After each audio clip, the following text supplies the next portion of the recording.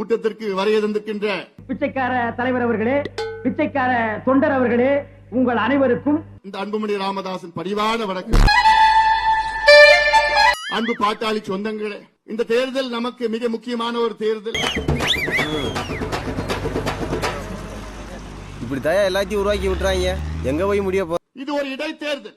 இவன் ஃப்ராடா மாமா. இவனால் இந்த இடைத்தேர்தலில் 26 தமிழகத்தில் ஒரு ஆட்சி மாற்றம் உறுதியாக நடைபெறும். செருப்பால் அடியும், செருப்பு நல்ல செருப்பு இருந்தா அடி. பக்கத்தில் இருக்கின்ற கள்ளக்குறிச்சி நான் சென்றேன், அங்கே பார்த்தேன். 65 பேர் தமிழக அரசால் முதலமைச்சரால் படுகொலை செய்யப்பட்டார். நீங்கள் புரிந்து கொள்ள வேண்டும், இந்த கள்ளக்குறிச்சியில் நடந்த சம்பவம் நாளை விக்கிரவாண்டியிலும் நடக்கலாம். எனக்கு வெறி வரக்குள்ள இங்க இருந்து போயிடுறேன். உங்களுக்கு வெறியும் தான் போவேன். வெறி வரதா? அதை தடுத்து நிறுத்த வேண்டும் என்றால் இந்த தொகுதியில் உள்ள அனைத்து மக்களும், கட்சியெல்லாம் பார்க்காதீங்க, ஜாதி மதம் இனம் எதுவும் பார்க்காதீங்க, உங்களுடைய கோபத்தை வெளிப்படுத்த. நீங்கள் அவசரப்படுறீங்க. என்ன பண்ணணும் எங்களுக்கு தெரியும். எவ்வளவு திட்டங்கள் இருக்கிறது, தமிழ்நாடு எவ்வளவு இயற்கை வளங்கள் இருக்கிறது, அதை சரி செய்ய வேண்டும். ஆனால் அதைத்தான் நீங்கள் கொள்ளையடித்துக் கொண்டிருக்கிறீர்கள். நாங்களும் பொறுத்து பார்த்தோம். எங்க பொறுமைக்கு எல்லாம் இருக்கிறது. உங்களால தாங்க முடியல, கட்சியில கல்லுங்க கல்கோரி வேலைக்கு போயிடலாம். சட்டத்தை நாங்கள் மதிக்கின்றவர்கள். என் தம்பிகளை ஓரளவு கட்டுப்படுத்த முடியும். சொல்றேன்டா, எங்களை விட்டுறா ப்ளீஸ்டா. டேய், நீ இதுக்கு மேல அழுதப்ப கூட நான் உன்னை விட்டது இல்லல்ல.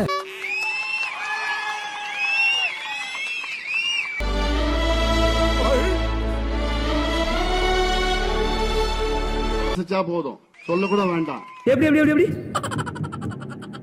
நல்லா கண்ணு காட்டுறப்பா நீ. சொல்ல கூட வேண்டாம். ஆனாலும் நாங்கள் சட்டத்தை கட்டுப்படுத்துவோம், சட்டத்திற்கு உட்பட்ட நாங்கள் செயல்படுவோம்.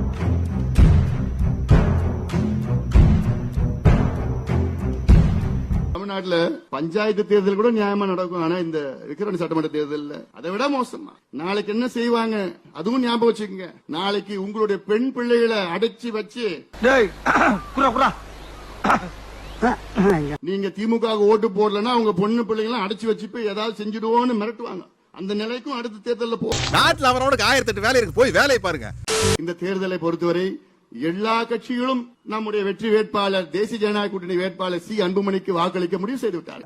ஏற்கனவே குத்தியாச்சு, திருப்பி குத்த ட்ரை பண்ணாத. நண்பர் அண்ணாமலை அவர் சொன்னது போன்று புரட்சி தலைவர் எம்ஜிஆர் அவர்கள் 72 திண்டுக்கல் இடைத்தேர்தலில் வெற்றி பெற்ற பிறகு 5 ஆண்டுகளில் தமிழகத்தின் ஆட்சியை பிடித்தவர் எம்ஜிஆர் அவர்கள். அதே உதாரணம் தான் விக்கிரவாண்டி சட்டமன்ற இடைத்தேர்தலில் நாம் வெற்றி பெற வேண்டும். அதற்கு இந்த தொகுதியில் உள்ள அனைத்து மக்களும், அனைத்து கட்சிகளை சார்ந்த மக்களும், அனைத்து சமுதாயங்களை சார்ந்த மக்களும் மாம்பழம் சின்னத்தில் வாக்களித்து அவரை வெற்றி பெற செய்யுமாறு உங்கள் எல்லோரையும் பணிவோடு பாசத்தோடு கேட்டுக்கொள்கிறேன். எங்களுடைய இனமான காவலர் ஆயிரக்கணக்கான போராட்டங்களை செய்து கொண்டு இன்று 86 வயதிலும் ஒரு மாற்றத்தை தாருங்கள் என்று சொல்லுகின்ற எங்களுடைய இனமான காவலர் மருத்துவர் ஐயா. மருத்துவர் ஐயா, அந்த நாய் காலையில் செருப்படி 5 விழும் சொல்லி வை. இன்று தமிழக முழுவதும் உங்களை எதிர்பார்த்துக் கொண்டிருக்கிறது. என்ன ஃபாதர், எல்லாம் ஒரு கூட்டு பறவைகள். தமிழக மக்கள் மனதிலே திமுக ஆட்சி மீது மிகுந்த வெறுப்பில் இருக்கின்றார்கள், கோபத்தில் இருக்கின்றார்கள். அந்த கோபத்தை எங்களுக்கு வெற்றியை கொடுங்கள்.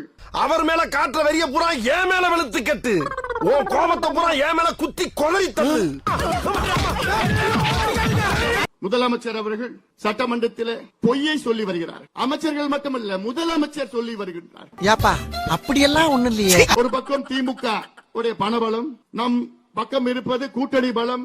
மதம் கொண்ட யானை இருக்குடா. திமுக வெற்றி பெற்றால் திமுக உடைய வேட்பாளர் நல்லா இருப்பாரு, அவர் குடும்பம் நல்லா இருக்கும். ஆனால் பாமக வெற்றி பெற்றால் நீங்கள் நல்லா இருப்பீர்கள், உங்கள் பிள்ளைகளுக்கு படிப்பு கிடைக்கும். முடியல, டயர்டா இருக்கு. மாம்பழம் சின்னத்தில் வாக்களித்து அவரை வெற்றி பெற செய்யுமாறு உங்கள் எல்லோரும் பணிவோடு பாசத்தோடு கேட்டுக்கொண்டு நன்றியோடு அமர்கின்றேன். வணக்கம்.